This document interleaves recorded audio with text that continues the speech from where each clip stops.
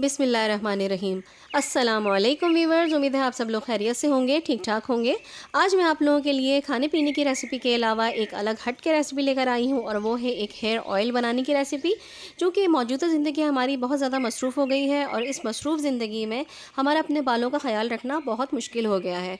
बाल हमारे रूखे फीके बेजान से हो जाते हैं। इसके अलावा बाल हमारे बहुत हल्के हो जाते हैं, झड़ना शुरू हो जाते हैं, बालों में इचिंग होने लगी है, स्काल्प में इचिंग होती है क्योंकि केमिकल वाला पानी हमारे यूज़ में रहता है। इसके अलावा खुश्की बढ़ गई है, खुश्की बालों में बहुत बड़ा मसला हो गई है।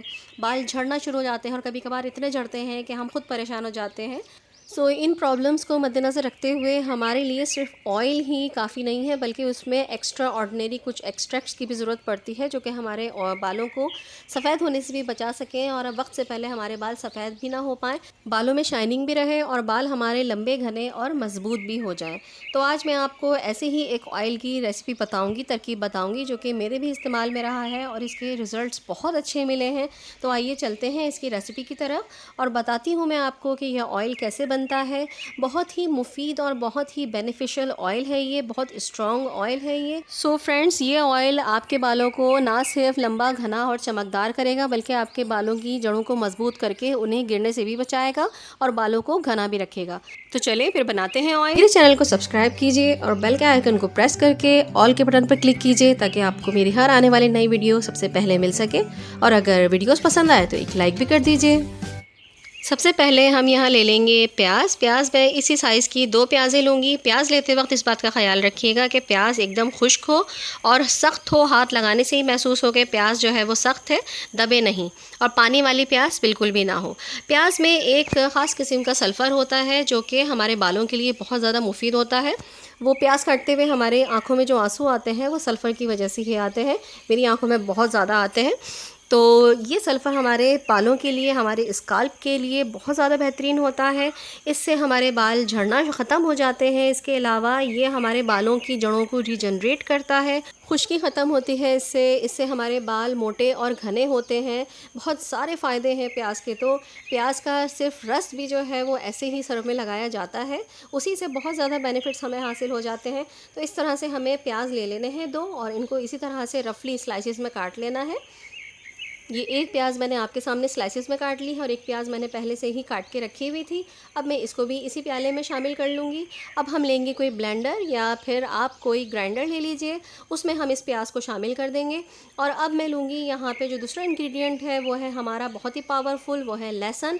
यहाँ पे मैंने देसी लहसुन लिए हैं 10 से 12। अब आप लोग ये सोच रहे होंगे कि ये शायद चटनी बना रही हैं, लेकिन मैं चटनी नहीं बना रही हूँ, ये भी तेल में ही जाएगा। ये एक बहुत ही ज़बरदस्त और पावरफुल इंग्रेडिएंट है लहसुन। लहसुन बहुत स्ट्रॉन्ग एजेंट है, ये एंटी बैक्टीरियल एजेंट है। इसमें एक कंपाउंड होता है सिलेनियम, जो कि हमारे स्काल्प से डर्ट को निकाल देता है, बालों की जड़ों को साफ़ कर देता है। इसके अलावा पॉल्यूशन से जो बाल हमारे ख़राब हो जाते हैं, उन ख़राब बालों को ये बहुत मददगार साबित होता है उनको साफ़ करने में। तीसरा इंग्रेडिएंट है कड़ी पत्ता। कड़ी पत्ता हम हरा लेंगे, इसको धो के खुश्क कर लिया है। कड़ी पत्ता भी बहुत ज़्यादा बेनिफिशियल है हमारे बालों के लिए। ये एक बहुत ज़बरदस्त कंडीशनर है, ये मॉइस्चराइजिंग एजेंट है।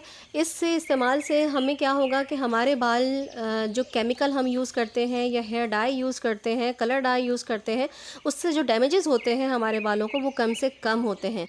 ये भी हम मुट्ठी भर इसमें शामिल कर देंगे। अब बारी आ जाती है चौथे इंग्रेडिएंट की, और वो इंग्रेडिएंट है मेथी दाना। मेथी दाना भी हमारे बालों के लिए बहुत ज़्यादा बेहतरीन होता है। ये भी बहुत ज़्यादा कारआमद साबित होता है हमारे बालों की हेल्थ के लिए। ये मैंने 2 चमचे मेथी दाना ले लिया था और ये 2 चमचे मैंने पानी में सोक कर लिया था तकरीबन 1 से 2 घंटे के लिए, और पानी इसका फेंक कर मैंने इसको भी इसमें शामिल कर दिया है। थोड़ा सा सॉफ्ट हो जाता है पानी में सोक करने से मेथी दाना, वो भी मैंने इसमें शामिल कर दिया। अब हम इसको बंद करेंगे और इसको ब्लेंड करेंगे। क्योंकि ये सारे ड्राई हैं, इनमें पानी बिल्कुल भी नहीं है, तो ये पिसने में बहुत डिफ़िकल्ट लग रहा है कि ये पिसेंगे। तो हम क्या करेंगे कि जो ऑयल हमने लिया था उसी ऑयल में से तकरीबन 7 से 8 टेबल स्पून मैं इसमें शामिल कर दूँगी और इसको इसी ऑयल में हम ब्लेंड कर लेंगे। ये देखिए अब थोड़ा थोड़ा ये पिस रहा है और इस तरह से इसका पेस्ट बन जाएगा।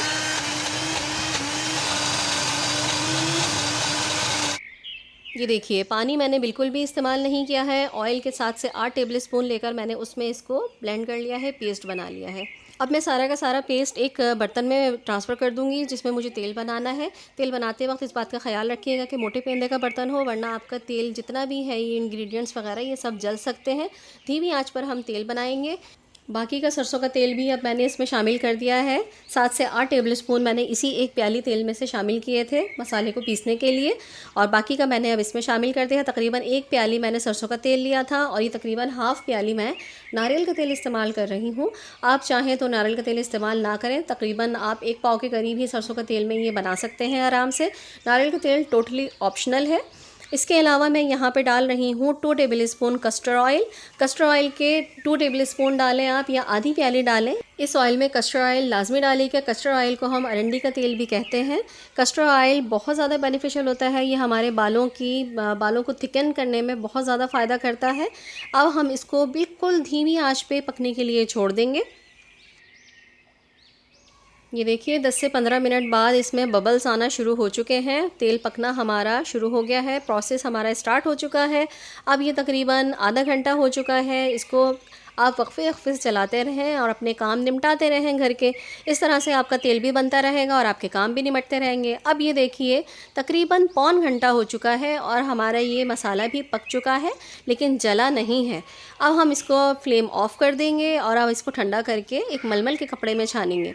छान तो आप किसी स्ट्रेनर में भी सकते हैं, लेकिन स्ट्रेनर से ऐसा होगा कि बारीक बारीक से ज़र्रात जो है वो आपके तेल में शामिल हो जाएंगे, और फिर जब आप वो तेल लगाएंगे तो वो आपके स्काल्प पे चिपक से जाएंगे, जिससे आपको थोड़ी सी इरिटेशन हो सकती है। इसलिए आप अगर मलमल के कपड़े में या किसी लॉन के कपड़े में इसको छानेंगे तो आपको ये फ़ायदा होगा कि आपको एक स्मूथ और बहुत ही साफ़ सुथरा सा तेल हासिल हो जाएगा।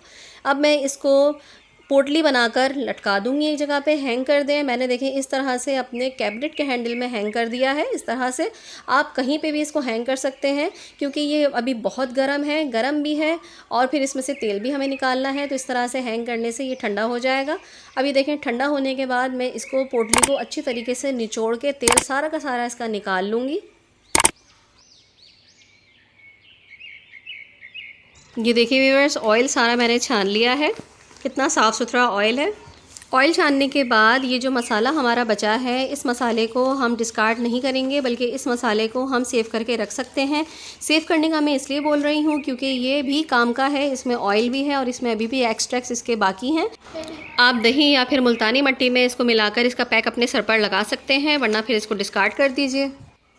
अब जो लास्ट इंग्रेडिएंट है वो है हमारे पास विटामिन ई के कैप्सूल्स। ये बड़े कैप्सूल्स हैं तो मैं 2 इस्तेमाल कर रही हूँ। अगर आप छोटे कैप्सूल्स लें जो कि एवियन के कैप्सूल्स होते हैं, वो आप 3 या 4 इसमें शामिल कर सकते हैं। एवियन के कैप्सूल की पिक्चर ये साइड में आपको नज़र आ रही होगी, ये वाले कैप्सूल्स। बस कैप्सूल्स को डालने के बाद ऑयल को हम अच्छी तरीके से मिक्स कर लेंगे और ये ऑयल हमारा रेडी है।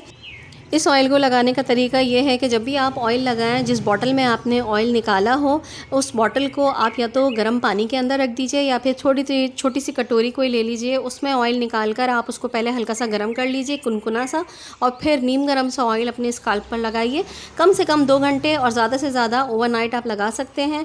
हफ्ते में 2 मरतबा अच्छे रिजल्ट्स के लिए इस ऑयल को इस्तेमाल कीजिए। इंशाअल्लाह ताला आपको ये ऑयल ज़रूर फ़ायदा देगा। ट्राई करके ज़रूर देखिए, और अगर यह आपको फ़ायदा पहुँचाए तो मुझे दुआओं में ज़रूर याद रखिएगा। लाइक ज़रूर कीजिएगा, शेयर ज़रूर कीजिएगा। इंशाअल्लाह ताला नेक्स्ट रेसिपी के साथ हाजिर होंगी। जब तक के लिए नूर को इजाज़त दीजिए। अल्लाह हाफ़िज़। अल्लाह निगहबान।